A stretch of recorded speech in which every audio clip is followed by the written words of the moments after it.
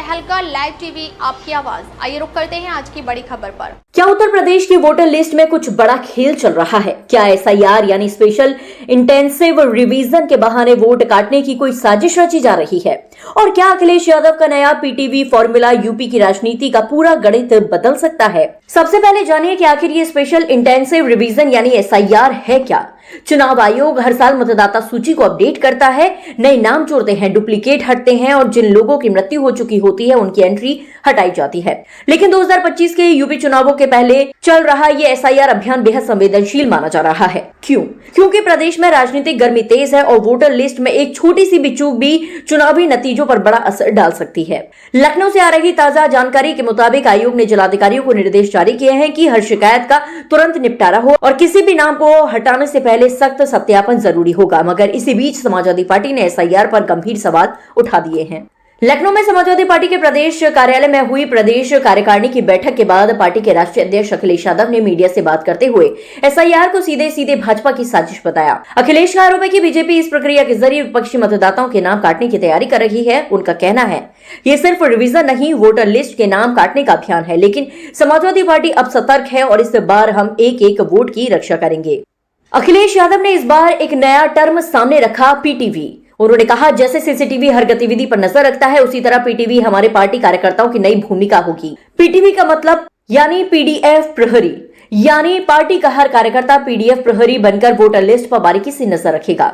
ये PTV टीमें अगर किसी भी मतदान केंद्र में वोट डालने गड़बड़ी या अनियमितता का शक पाएंगी तो तुरंत चुनाव आयोग, मीडिया और जनता को सूचित करेंगी। अखिलेश ने चुनाव आयोग को संदेश देते हुए कहा, तू जहां जहां चलेगा मेरा साया साथ होगा। बात यही खत्म नहीं होती। बिहार चुनाव के हालिया एग्जिट पोल पर भी अखिलेश ने निशाना साधा। उन्होंने कहा यूपी में भी हमें 0 बताया गया था, बीजेपी को आगे दिखाया गया था, लेकिन नतीजा क्या निकला? बीजेपी बुरी तरह हारी। उन्होंने दावा किया कि फर्रुखाबाद का परिणाम भी अगर DM बेईमानी ना करता तो समाजवादी पार्टी की जीत होती। अखिलेश का कहना है इस बार भी एग्जिट पोल कार्यकर्ताओं को निराश करने और प्रशासनिक दबाव तैयार करने का हथियार है। तो सवाल ये है, यूपी में SIR प्रक्रिया निष्पक्ष होगी या वाकई इसमें कोई खेल छुपा है? अखिलेश का PTV यानी PDF प्रहरी मॉडल कितना कारगर होगा? और लखनऊ से जो अपडेट आ रहे हैं, क्या आयोग इस बार किसी भी तरह की शिकायत पर सख्त कार्रवाई करेगा? इन सवालों के जवाब आने वाले दिनों में राजनीति की हवा बदल सकते हैं। कह रहे 0 पॉवर्टी, और उदाहरण दिया कि कहीं 0 पॉवर्टी कर दी उन्होंने। 0 पॉवर्टी कहां हुई है? क्या कॉन्सेप्ट था 0 पॉवर्टी का? अनएम्प्लॉयमेंट बढ़ता चला जा रहा है। ये SIR इसलिए हो रहा है कि नौजवान अपनी नौकरी ना मांगने लगे, पॉलिटिकल वर्कर्स जॉब उसकी बात ना करें, इसलिए SIR कर दिया। और जैसे ही SIR खत्म होगा पंचायत का चुनाव करा देंगे और फिर चुनाव आ जाएगा। बरसात का 1 महीना निकलेगा, उसका चुनाव शुरू सितंबर से उत्तर प्रदेश का। और आखिरी बजट में क्या दे देंगे? क्राइम, लॉ एंड ऑर्डर, जो समाजवादी सरकार की बनी हुई व्यवस्था, डायल 100 रिस्पॉन्स सिस्टम बर्बाद कर दिया। कल अखबार में सुना, मैंने पढ़ा कि कुछ नई गाड़ियां खरीद रहे हैं, उसमें भी कमीशन ले लेगी सरकार। जब इन्वेस्टमेंट में कमीशन लेते हैं ये लोग, अच्छा अगर ये इन्वेस्टमेंट मान लें इनका कि यूपी में इतना इन्वेस्टमेंट आया है, तो एक अधिकारी जो अंडरग्राउंड हुआ था उसने कितना कमीशन मांगा था? तो जो आ चुका है तो उतना तो कमीशन दिया होगा ना उन्होंने।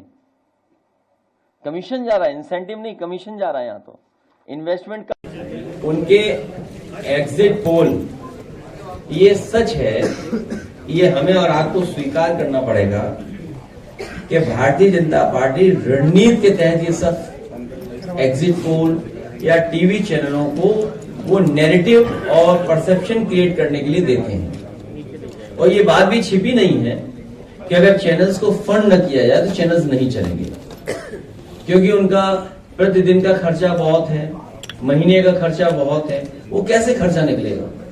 और फिर जो एजेंसी सर्वे करती हैं, जो एजेंसी सैंपल करते हैं, पता नहीं सैंपल कलेक्शन क्या था। जैसे यूपी का उदाहरण है, तो उनके एग्जिट पोल में और उनके अपने सर्वे में तो 2 ही तो जीत रहे थे, कि 1 भी नहीं जीत रहे थे? नहीं, 1 भी नहीं जीत रहे थे। अगर सही तरह से उनकी सुना जाए तो बीजेपी पूरी हरा रही थी, हमें 0 कर रही थी। याद कीजिए, आप याद कीजिए। और फिर क्या हुआ उनको, कितना बुरे हारे। और सच्चाई में कह रहा हूं, जिला अधिकारी उस समय का फर्काबाद का बेईमानी नहीं करता, बेईमान जिला अधिकारी था वो। मैं फिर कहता हूं, मैंने पहले भी कहा फिर कहता हूं, चाहे वो कोर्ट चला जाए, कहीं इस संस्था में चला जाए, सुना है बड़ा जिला मिला उसको उस बेईमानी की वजह से, लाठी चलवाई। और जब हम लोगों ने फोन करने की कोशिश की, बात करने के लिए, फोन भी नहीं कर रहे, सोचिए कोई सुनने वाला नहीं था और रिजल्ट बदल दिया। तो ये सब बेईमानी बीजेपी करती है, इसीलिए ये सब करवाया है। 2022 के चुनाव में बीजेपी के नेता सेंट्रल फोर्स लेकर के कन्नौज में जहां काउंटिंग हो रही थी वहां घुस गए थे और रिजल्ट बदल दिया। आप सेंट्रल फोर्स से कैसे लड़ लोगे बताओ? आप मुझे बताओ कैसे लड़ लोगे? कोई लड़ सकता है फोर्स से? कोई लड़ सकता है सरकार से? तो ये जो एग्जिट पोल है डिमोरलाइज करने के लिए है कि निराश हो जाए वर्कर। इसलिए हम लोगों ने कहा निराश नहीं होना है, मजबूती से खड़े रहो। इनकी चंडीगढ़ वाली चोरी सबने पकड़ी है और सीसीटीवी और तमाम चैनलों पे और तमाम कैमरों पे इनकी चोरी लगातार पकड़ी जाती है, बेईमानी पकड़ी जाती है, इनकी हरकतें पकड़ी जाती हैं। तो बताओ चंडीगढ़ में चोरी किसने नहीं देखी? बताओ, कोई चैनल बता देना देखा हो। सुप्रीम कोर्ट ने क्या कहा था? तो ये केवल भूमिका तैयार कर रहे हैं जिससे बेईमानी कर सके।